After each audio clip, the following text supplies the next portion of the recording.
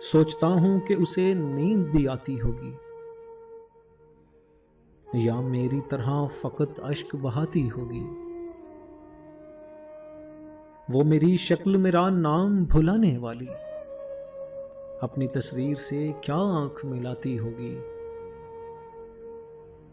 इस ज़मीं पर भी है सैलाब मेरे अश्कों से, मेरे मातम की सदा अर्श हिलाती होगी। शाम होते ही वो चौखट पर जलाकर शम्मे अपनी पलकों पे कई ख्वाब सुलाती होगी। उसने सिलवा भी लिया होगा सया रंग लिबास, अब मुहर्रम की तरह ईद मनाती होगी।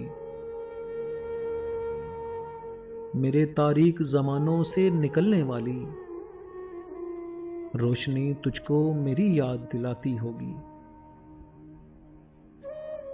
दिल की मासूम रगें खुद ही सुलग उठती हैं, जो ही तस्वीर का कोना वो जलाती होगी।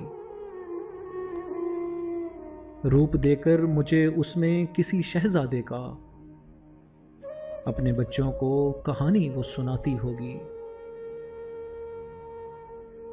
वो मेरी शक्ल मेरा नाम भुलाने वाली अपनी तस्वीर से क्या आंख मिलाती होगी।